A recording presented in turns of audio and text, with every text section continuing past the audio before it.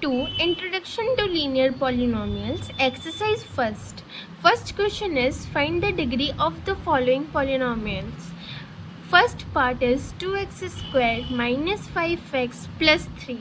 Degree means what is the highest power of any variable. So here is highest power is 2, so degree is 2.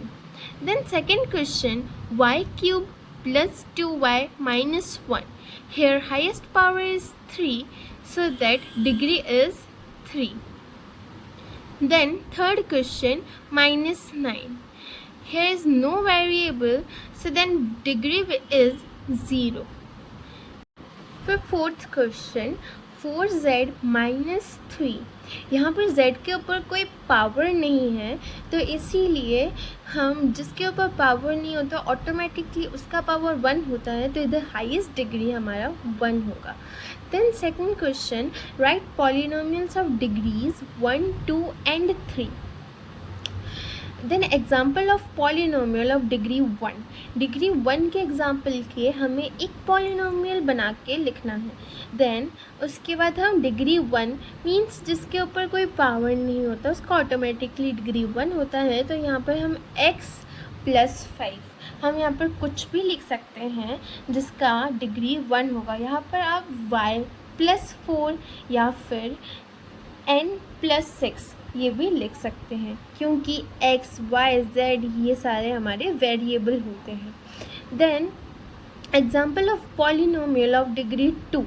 Degree 2 के example के एक हमें polynomial लिखना है.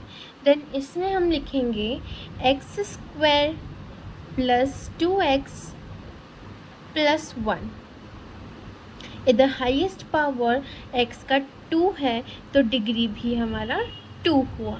Then next है example of polynomial of degree 3. जिसका degree 3 है उसमें एक पॉलिनोमियल लिखना है, तो इसमें हम x cube minus x square plus x minus 1. इसमें हमारा हाईएस्ट पावर 3 है, तो डिग्री भी 3 हुआ. इधर 2 नहीं होगा क्योंकि 3 से स्मॉलर है 2. 3 से स्मॉलर पावर 2 है और हमारा डिग्री का मतलब होता है highest power of any variable.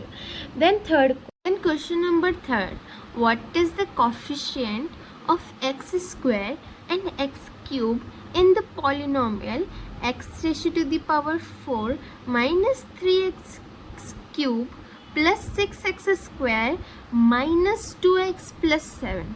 The coefficient of x square is 6. Then the coefficient of x cube is minus 3. Then fourth question number 4. What is the coefficient of z in the polynomial 4z cube plus 5z square minus 11. The coefficient of z is 0.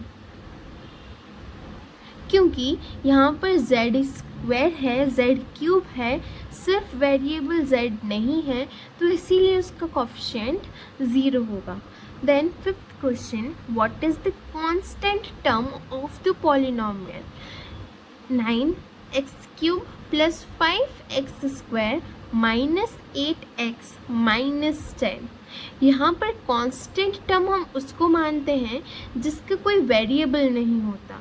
9 का variable x cube है, 5 का variable x square है, minus 8 का variable x है, पर minus 10 का variable इधर है ही नहीं, तो इधर कांस्टेंट टर्म माइनस 10 होगा.